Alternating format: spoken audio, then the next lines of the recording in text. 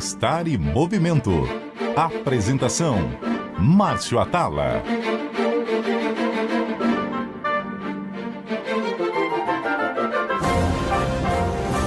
Olá, pessoal da CBN, eu sou o Márcio Atala e o Bem-Estar em Movimento está começando. E hoje eu quero falar com vocês sobre uma sensação que às vezes aparece, um certo friozinho na barriga, uma certa sensação de querer fugir de alguma situação, um enjoo, um suor, enfim, alguns sintomas que me parecem ser de ansiedade. Ou será que é só nervosismo? Eu não sei. Para falar sobre esse tema que está tão na moda, que é a ansiedade, eu tenho um convidado muito especial, o doutor Leandro Roberto Teles, médico neurologista, escritor, palestrante, formado e especializado pela Universidade de São Paulo e membro da Academia Brasileira de Neurologia. Ele também é autor do livro O Cérebro Ansioso, entre outros. Antes de mais nada, doutor Leandro, muito obrigado por ter aceitado o convite e compartilhar seu conhecimento com o pessoal aqui na CBN. A gratidão é toda minha, esse tema é um tema muito palpitante, eu adoro falar sobre isso, então é um prazer estar aqui com você e dividir esse espaço com os nossos ouvintes e telespectadores. Bom, a primeira pergunta clássica é: o que define a ansiedade? Ela tem, imagino que um lado bom, até pela sobrevivência da nossa espécie, mas o que define a ansiedade, quando ela é boa e quando ela não é tão bem-vinda?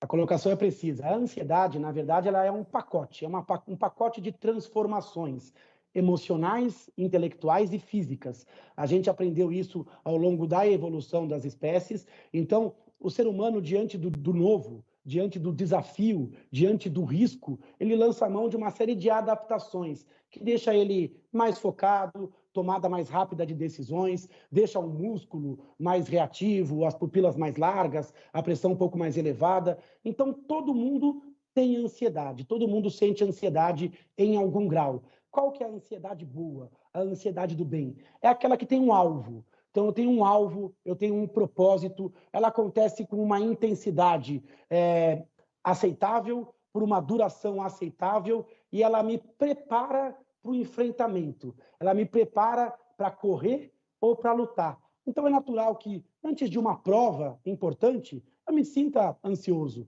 Antes de uma entrevista de emprego, eu me sinto ansioso. Antes de um encontro amoroso, eu me sinto levemente ansioso. Isso vai canalizar a minha energia física, mental, vai me tornar mais capacitado. Inclusive, vai aumentar minha chance de sobrevivência, porque na ansiedade o coração bate mais rápido, a respiração ela fica mais frenética, a minha pupila dilata e eu fico mais alerta com o geral, né? Então, para lutar ou para correr, o meu músculo ele fica mais reativo. Agora, existe a doença, a ansiedade. Tem um momento, né, onde a ansiedade ela perde essa capacidade de proteção e ela começa a paralisar. E é uma doença comum. 10% da população brasileira padece de doença, ansiedade. TAG, transtorno do pânico, fobias. E aí, qual que é a diferença? A diferença é que aí você não tem um alvo muito claro. A pessoa ela tem o disparo de acordo com imagens mentais ou do nada. A intensidade é muito maior, então os sintomas eles se atropelam, dificultam, causam sofrimento. Então aquilo que era para proteger passa a ser uma doença per se. Aquela pessoa ela passa a sofrer, ter um rendimento escolar, social, emocional negativo, e isso passa a ser uma doença. Uma das doenças mais incapacitantes e que pode, inclusive, abrir a janela, abrir portas para outras doenças, como depressão, abuso de substâncias, doenças físicas. Então, o limite entre o normal e o patológico é o conjunto da obra, a intensidade e o limiar desse gatilho. Olha, esse programa ele devia durar 3 horas e meia, né? E não 30 minutos, porque só em cima dessa sua definição eu quero trazer vários pontos. E aí vamos ver se eu não vou esquecer nenhum deles. O primeiro deles é quando você fala ali que isso é uma adaptação que aconteceu durante centenas de milhares de anos, que fez o ser humano sobreviver, né? Então, quando você vai decidir entre caçar, entre, enfim, fugir, você se depara com um leão, né? Então, sua pupila dilata, o sangue vai para a musculatura, você dispara uma série de hormônios que vão te preparar para o movimento. E aí, quando você tem essas reações todas no corpo, uma dessas reações é que o corpo mobiliza, disponibiliza gordura para ser queimada como fonte de energia. O fato é que hoje, talvez 95% das situações que geram a ansiedade, elas não têm o movimento depois, né? Então você mobiliza toda essa gordura para ser queimada como fonte de energia e ela, na grande maioria das vezes, não é. E aí você começa a acumular ali também uma certa gordura visceral, uma certa gordura na região do abdômen, que isso vai ser gatilho para diversas outras doenças crônicas. Então a gente vê que é tudo muito ligado, né? Mente, corpo, é saúde integral, corpo são, mente sã. É por aí?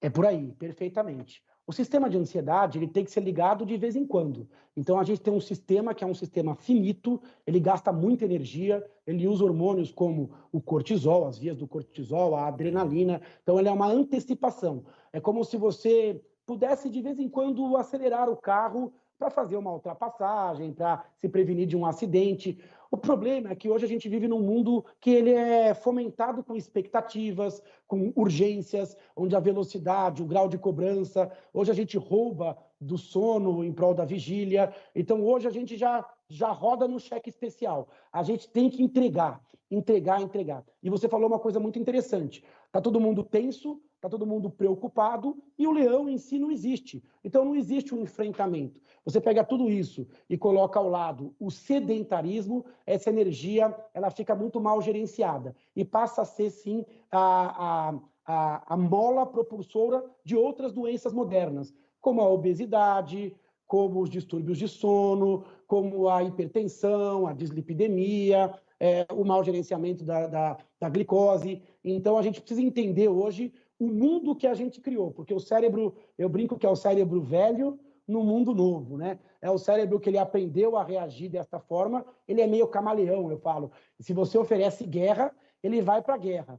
O problema é que a gente agora pintou o rosto, foi para a guerra e a gente não sai mais da guerra. A gente está embebido em cortisol e adrenalina. É óbvio que a gente vai pagar o preço na saúde física, no teor da imunidade, nos relacionamentos afetivos, na capacidade de se proteger em saúde mental. Então, a gente precisa começar a discutir esse tema. Eu gosto muito dessa sua fala, porque o nosso cérebro, o nosso corpo, ele foi se moldando, né, geneticamente durante, que nem eu falei, centenas de milhares de anos. E esse ambiente, aí é que eu quero chegar. Você tocou no ambiente, né? Esse ambiente em que a gente está envolvido, com muito estresse, com muita informação, deixa a gente, talvez, ligado, né? Ou sujeito a muito mais expectativa, ansiedade, muito mais demanda do que talvez a gente suporte, né? Então eu costumo dizer que quando numa sala de aula você tem 20 alunos e um, dois estão indo mal, provavelmente esses alunos têm algum tipo de dificuldade e tal. Agora, quando você olha a sala de aula e começa a ver que, pô, 14, 15 estão com dificuldade, a gente tem que ver que esse meio ambiente não está funcionando. O que a gente percebe das doenças da mente, especificamente na ansiedade, é que, devido a uma demanda muito grande de compromissos, de informações, as pessoas acabam ficando reagindo a tudo isso e acabam criando um estado que eu diria de ansiedade que deixa de ser normal. É por aí? O nosso ambiente tem provocado isso? É por aí, sim. E eu gostei muito da sua colocação, esse pensamento é muito interessante. Quando você tem uma doença rara, infrequente, você vai atrás de causas individuais. Agora, se uma sociedade inteira adoeceu juntas, e aí a gente está falando de problemas que são extremamente frequentes, como depressão, ansiedade, síndrome do esgotamento profissional, a gente está falando mais do que um terço da população. Então, a gente precisa buscar, sim, determinantes coletivos, determinantes culturais, determinantes sociais, desse nosso adoecimento. Então, eu acho, sim, que a nossa sociedade ela evoluiu, então a gente precisa falar sobre informática, sobre a internet das coisas, sobre as redes sociais, sobre o grau de expectativa, sobre a relação com o tempo das coisas, né? Hoje as coisas estão aceleradas e o tempo da natureza ele não é recuperado, sobre as formas de pausa e de recuperação num ciclo dito circadiano, que dura um dia. Então, a gente está realmente vivendo de uma forma onde o boleto vai chegar na forma de saúde mental. Eu acho que não é tudo culpa do ambiente. É lógico que a gente também carrega tendência genética, biológica, a problemas de saúde mental. A gente tem questões também de histórico de vida, oscilações hormonais, problemáticas individuais, mas eu acho que nesse mosaico, sem dúvida, existe uma grande peça que é o jeito que a gente vive hoje. O grau de expectativa, o grau de cobrança e de perfeição, a intolerância que a gente tem ao erro, à pausa. A gente realmente fomentou um mundo onde o perfeccionismo acaba sendo a regra, né? E isso é impossível de ser dado, de ser fornecido. Com isso, a gente vive sempre com uma frustração. E aí vai entrar, lógico, a má alimentação, vai entrar o sedentarismo, vai entrar o prazer efêmero, que vai sequestrar muito dos nossos minutos, da nossa energia. E aí a gente tem a tempestade perfeita para a síndrome do pânico, para a depressão. Já tinha a tendência genética, já tinha a questão biológica individual, e aí surge a tempestade perfeita para as mazelas e para os problemas de saúde coletiva. Eu gosto muito dessa expressão tempestade perfeita, é uma coisa que eu costumo usar muito, que hoje você tem tudo jogando contra o nosso corpo, né? Você tem um excesso de tecnologia, saiu um estudo do Martinez, um pesquisador espanhol, mostrando que nas últimas 2 décadas na Espanha, por conta da tecnologia, as pessoas lá na Espanha têm gastado 600 calorias a menos. A gente tem um cérebro que não está preparado para recusar tanta oferta de alimento, né? Então as porções vêm maiores, a tendência é que a gente coma mais. E aí você tocou em 2 outros pontos. O sono, que a gente vai falar aqui um pouco, né, do ciclo circadiano e tudo, e hoje, muito por conta de uma série de demandas e por conta de luminosidade, parece que a gente sabota e tenta não respeitar esse ciclo sono-vigília, dia-noite. E você tem um outro aspecto, que acho que também é novo, nos últimos 20, 30 anos, se eu pegar a minha época de adolescente, a gente tinha que ter muito mais paciência, né? Eu costumo falar que, por exemplo, eu saía de manhã de casa e se eu quisesse saber quanto que tinha sido um jogo, eu tinha que colocar no rádio e torcer muito para entrar algum boletim falando quanto tinha sido o jogo, senão eu ia saber só chegando na faculdade, na escola e conversando com os amigos. Se eu tinha uma lição de casa, eu tinha que pegar um livro, uma Barça, aí os mais novos nem vão saber o que é isso, a gente tinha que estudar e tal.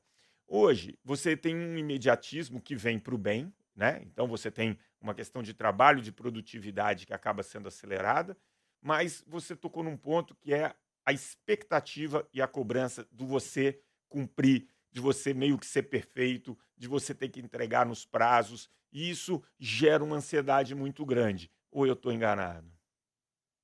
Não, você está perfeito. E isso começa desde muito cedo, né? Crianças, pré-adolescentes, adolescentes, eles estão sendo criados num ritmo de imediatismo, numa dificuldade de controle de impulso, que é muito complicado, uma dificuldade de esperar, a gente chama de uma intolerância ao ócio, né? Sendo que alguns procedimentos naturais dependem de tempo, alguns processos de reparação. A gente aprendeu isso em ecologia, né? Que as energias precisam ser renováveis, elas precisam se renovar ao longo de um dia, uma semana e um mês, e o nosso corpo não, a gente leva ele às últimas consequências, sempre achando que um dia vai dar tempo de fazer o caminho de volta. Lógico, nunca é cedo demais, nunca é tarde demais para mudar um hábito, mas quanto antes, melhor. E eu acho que a gente tem que discutir este grau que a gente tem hoje de depressão, ansiedade, a precocidade que a gente tem de doença em saúde mental, a dificuldade que é hoje aguardar. A gente hoje cria as pessoas dentro do mundo de virtualismo, de rapidez, de velocidade. A gente treina num campo e joga no outro, né? A gente treina as crianças com a tela de celular e depois, quando ele vai jogar o jogo de cá, tudo é diferente. Os relacionamentos, os prazos, as frustrações. E aí é difícil, porque daí surge essa questão da recompensa, né? Da dopamina, da recompensa, da adrenalina, a gente acaba ficando um pouco viciado nessa ansiedade, nesse tempo das coisas que são absolutamente insustentáveis. Para piorar, vem o trabalho com uma série de exigências, exigindo 8, 10, 12 horas, 5 dias de trabalho por 2 de descanso, 11 de trabalho por 1 de férias, e a gente acaba ficando culpado, né? A gente sente culpa por descansar, por não entregar, ou por escolher um pedacinho do bolo para a gente, né? A gente não consegue mais encontrar nas nossas 24 horas que eu cuido do que eu gosto, do que eu quero, da forma... Então a gente vai abdicando, e aí começam os problemas, óbvio, metabólicos, óbvio, físicos e muito também de origem emocional e até cognitiva, porque a gente colhe também cognitivamente, com desatenção, com déficit de memória. Então a gente cobra performance de robô para um sistema que não é robótico. Com isso a gente perde criatividade, entrega quantidade, não entrega qualidade e vai colher em saúde mental. Hoje muita gente me procura os médicos com o sistema bugado. Meu sistema bugou, Leandro. Eu estou sentado na minha cadeira, no meu sofá, meu coração dispara, eu tenho uma sensação de que eu vou morrer de morte iminente, eu tenho a sensação de que eu estou tendo um infarto ou um AVC. Então essa é a síndrome do pânico, né? A dissociação, o bug, o alarme que perdeu completamente a noção de quando disparar. Ou o TAG, aquela sensação de que alguma coisa está prestes a acontecer, a dificuldade de relaxar, a supremacia do sistema simpático. A gente aprende no vestibular, né? O sistema simpático, que aumenta a pressão, que aumenta a frequência cardíaca, diante do sistema parasimpático, que é o sistema de maior preservação a médio e longo prazo. Então, a gente vai negociando e o cérebro ele vai entregando aquilo que a gente cobra. Por isso que eu acho ainda que a grande parte das doenças são por mau uso, né? A gente usa de forma errada o presente que a natureza e que a evolução nos deu, que é a mente humana, né? E aí vem a pergunta: o que que veio primeiro, né? O ovo ou a galinha? Porque o que que acontece? Hoje, quando as pessoas têm dormido muito mal, e o sono é um gatilho, né, para você desenvolver ansiedade, depressão. Só que a pessoa também não dorme bem porque está ansiosa, né? Então, vira um ciclo que a ansiedade acaba te tirando o sono, você dormindo pior, você fica propenso a desenvolver mais essas doenças da mente. Mesma coisa acontece com a atividade física, né? Quando você faz atividade física, você consegue diminuir seu cortisol, você libera adrenalina ali no momento, e isso te ajudaria a dormir e até enfrentar melhor essa situação de ansiedade. Existem, enfim, inúmeros trabalhos mostrando o benefício da atividade física em relação à ansiedade, mas as pessoas são diferentes. Tem gente, e eu vou me colocar nisso, que diante pré-ocupação, né? Eu falo que eu sou um antecipador de problemas. Se eu tenho uma situação nova, né, ou uma situação que vai envolver uma decisão, alguma coisa, obviamente afeta meu sono em determinado momento. Lógico, eu crio algumas estratégias para que isso, né, à medida que a gente vai ficando velho, a gente vai se conhecendo e vai fazendo essas estratégias para dormir melhor, porque hoje eu entendo a importância que esse sono vai ter até para eu desempenhar melhor numa reunião ou em alguma coisa no dia seguinte. Só que as pessoas são diferentes. Eu, por exemplo, invejo muito as pessoas que, diante de um terremoto, deitam na cama e dormem. Isso daí é o meu ideal de vida. Isso é genético, isso é treinável? O que vem antes, a ansiedade ou o sono? Queria que você falasse um pouquinho nesse contexto. São excelentes questionamentos, né? A ansiedade é uma disfunção justo nesse ciclo, é um excesso de vigília. O corpo ele rastreia, ele se prepara. Então é natural que ele consuma um pouco do sono. Então as pessoas mais ansiosas dormem pior, têm dificuldade em pegar no sono, por vezes acordam à noite com pensamentos ou acordam até já ansiosos no meio da madrugada. Boa parte das crises de pânico acontecem de madrugada. Pode acontecer também um despertar precoce, de acordar muito cedo e não conseguir voltar a dormir. Então, a ansiedade, por ter mais adrenalina, pelo cérebro ficar imerso nesses pensamentos como se estivesse na luta e fuga, pode levar à insônia aguda, menos de 12 semanas, ou até um problema de saúde, que é um problema à parte, que é a insônia crônica. Acima de 12 semanas, dormindo com dificuldade mais do que 2 vezes por semana. Agora, o contrário também é verdadeiro. Dormir pouco ou se privar de sono também aumenta o risco de burnout, de estresse, de desatenção, de ansiedade, de depressão. Então, é uma via de dupla mão. É muito difícil saber quem é o ovo, quem é a galinha. Quando você pensa em depressão e insônia, por exemplo, tem pessoas que têm depressão e depois insônia. Tem pessoas que começam com insônia e evoluem para depressão. E pessoas que começam com as duas coisas ao mesmo tempo. Agora, tem que ficar de olho. Se você começar a encolher o sono, e eu falo sono, mas eu quero dizer repouso. Se você começar a comer rápido,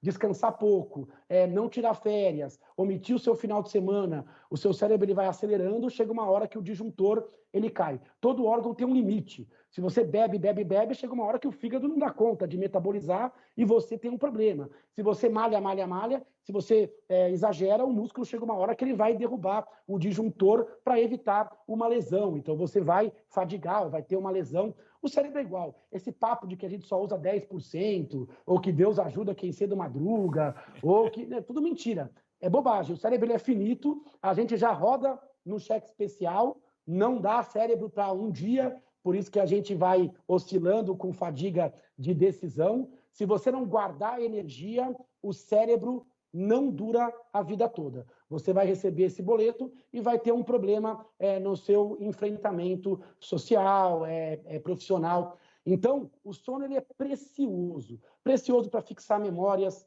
precioso para você se preparar para o dia seguinte. Se você tiver na dúvida, eu fico em vigília, eu fico no sono, não tem essa dúvida. Durma. Não tem que ter essa dúvida. Você dormir vai melhorar, vai qualificar a sua vigília. A não ser que você esteja numa real urgência. Se estiver numa real urgência, aí pode ter certeza que o corpo consegue ficar uma noite sem dormir, até 2. Então, se for uma real urgência, o problema é que as nossas urgências não são reais. São imagens mentais de pseudo-urgências, que a gente não é real. Então, a gente sempre acha que é por um dia, por 2, e aí compromete... A gente sempre acha que a gente vai fazer uma ponta numa minissérie. E aí a gente faz aquele Grey's Anatomy com 14, 15 temporadas. Então a gente pega um papel social e não abandona mais. Você acha que o autoconhecimento ele é importante para avaliar? Porque, por exemplo, você está numa situação nova. Você avaliou, putz, isso daqui vai me demandar muito, tal. Aí você se preocupa demais por muito tempo, com uma intensidade muito grande. E aí, poxa, quando você passa por aquilo, você fala, pô, rapaz, não precisava de tudo isso. E à medida que você vai se conhecendo e tendo essa consciência, você já consegue antever essas situações e dimensionar a real energia que você vai colocar nela?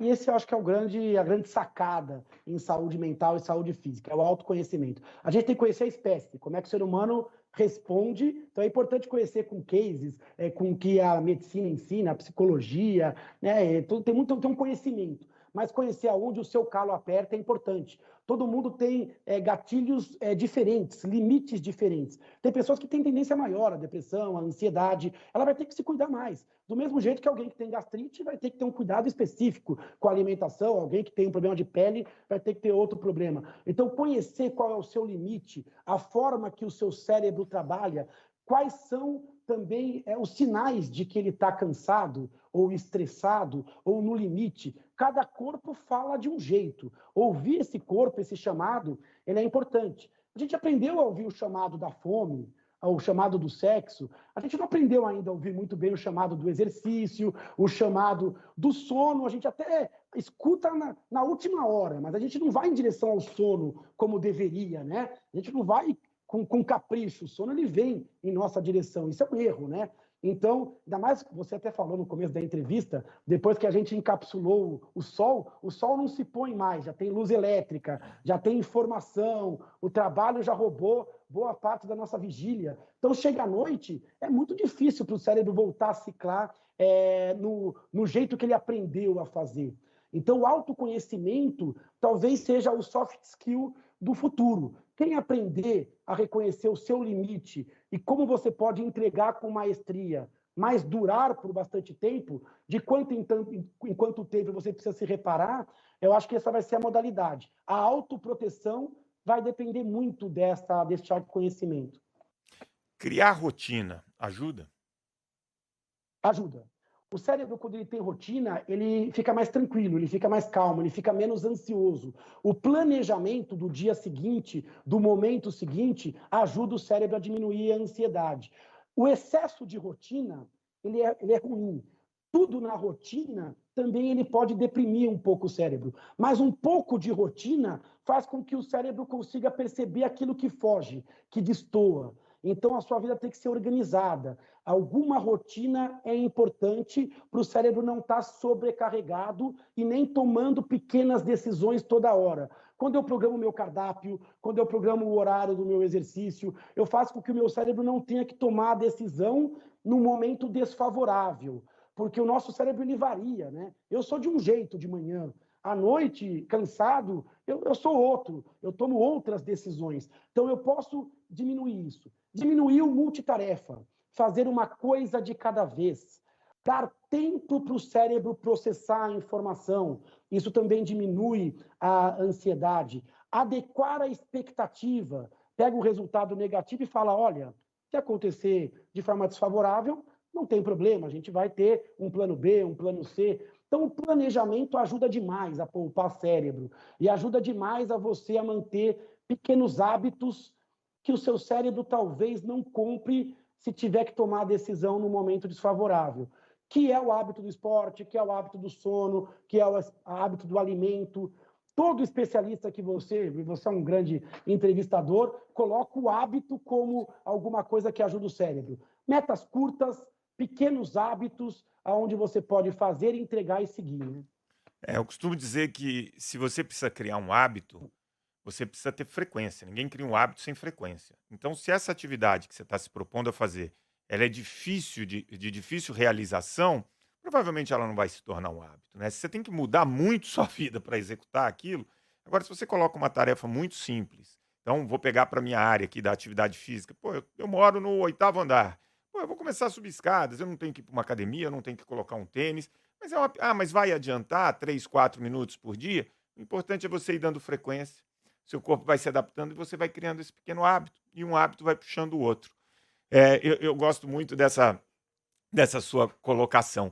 E aí, claro, a gente poderia ficar muito tempo aqui. E antes de eu pedir as dicas finais, e eu prometo para o nosso ouvinte aqui da CBN que a gente vai voltar para falar mais sobre esses e outros assuntos ligados ao cérebro, eu queria perguntar da ligação de ansiedade e depressão. Uma ligação enorme, né? São doenças diferentes. A ansiedade é uma disfunção no sensor de expectativa, de medo. A ansiedade ela faz com que eu fique com foco no futuro, eu pense em probabilidades, eu fico meio catastrofista, inseguro, com medo. Na ansiedade, eu tenho mais a questão da adrenalina, né? Falta de ar, taquicardia, às vezes tremores. Então, a ansiedade, o sensor que está alterado é o sensor de risco. As coisas tomam uma imagem mental de urgência, de inadequação. Já a depressão, ela é uma outra doença. O sensor que está alterado na depressão é um sensor de prazer. Eu tenho uma dificuldade de extrair prazer em coisas que davam prazer. Eu tenho um humor predominantemente mais melancólico, mais apático, mais entristecido, sem alvo, com uma duração mais que 2 semanas. São 2 doenças muito frequentes que consomem saúde e elas podem estar associadas. Muitos pacientes com ansiedade acabam desenvolvendo depressão. Com depressão, acabam desenvolvendo ansiedade. É curioso que até os tratamentos eles são meio parecidos. Tem medicamentos que têm ação antidepressiva e anti-ansiedade, tem o esporte, que entra como prevenção e enfrentamento dos 2 transtornos, tem a psicoterapia, mas perceba que são cenários diferentes. A pessoa pode ter um e não ter o outro, ou ter os 2 ao mesmo tempo. E os 2 são extremamente frequentes, podendo pegar homens, mulheres, crianças, jovens, idosos. Sabe que o risco da mulher é um pouco maior. Para depressão e para ansiedade, o risco da mulher, sexo feminino, é 2 vezes maior. Mas a gente está falando de 2 doenças que são tão e tão frequentes que todo mundo precisa ter uma ideia do que a gente está falando. Né? Você sabe que eu descobri essa informação ontem, lendo um livro chamado O Cérebro Ansioso, do autor Dr. Leandro Roberto Teles. Eu indico aqui uma leitura muito gostosa. E aí a pergunta final, quando eu devo procurar um médico? Olha, isso vale para qualquer coisa em saúde mental, tá bom? As doenças de saúde mental, elas não são tudo ou nada. Não é ter ou não ter. É a quantidade. Quanto eu tenho do sintoma, qual é o conjunto da obra. A gente fala, não olha a árvore, olha a floresta. Se você está estranho, se você está com um comportamento esquisito, se você está pensando o mundo de forma que você não costuma pensar, se você está com baixo rendimento social, profissional, escolar, olha, essa é a hora de procurar ajuda. Se há consumo de qualidade de vida, eu estou triste demais, eu estou melancólico demais, isso já era para ter passado, eu não superei. Olha, eu estou esquisito, eu não sou aquela pessoa que eu era antigamente. Isso já é suficiente para buscar um psicólogo, buscar um psiquiatra, sem preconceito, sem vergonha, sem medo, ou buscar o clínico geral. Por quê? Porque quanto antes o diagnóstico é feito, melhor. A gente tem que ligar o desconfiômetro. E aí é interessante, você tem que olhar você, mas você tem que olhar os seus pais também. Você tem que olhar os seus filhos, seus vizinhos, seus amigos, as pessoas que trabalham com você, porque você vai cruzar com depressão, com ansiedade, com burnout. Todo santo dia você vai cruzar isso. Se você conversar com intimidade, com empatia, você vai ser um agente de saúde. Então, sem medo, sem tabu, são doenças com tratamento e com excelente prognóstico. Isso é importante deixar no ar. O prognóstico é excelente quando você diagnostica e trabalha dentro do multidisciplinar, respeitando a patologia. O resultado é o melhor possível. Que papo gostoso, doutor Leandro. Eu quero agradecer em meu nome, em nome de, tenho certeza, de todos os ouvintes. A gente tem que voltar nesse assunto, porque tem muita coisa para a gente explorar. Então, muito obrigado por dividir esse conhecimento. Tenho certeza que hoje muitas pessoas sofrem de ansiedade, depressão, ficam nessa dúvida e tiveram dicas valiosas. Muito obrigado. Gratidão. Obrigado, Márcio. O Bem-Estar em Movimento vai ficando por aqui hoje. Tenho certeza que você gostou desse papo. Compartilhe com seus amigos, baixe agora mesmo e ouça o podcast. Já está disponível em todas as plataformas de áudio e no aplicativo da CBN. O programa de hoje teve a produção da Joana Cafuri, do Bruno Teixeira, a edição do Rafael Furugem e os trabalhos técnicos do Daniel Mesquita. Bom fim de semana a todos e grande abraço. Bem-Estar e Movimento. Apresentação: Márcio Atala.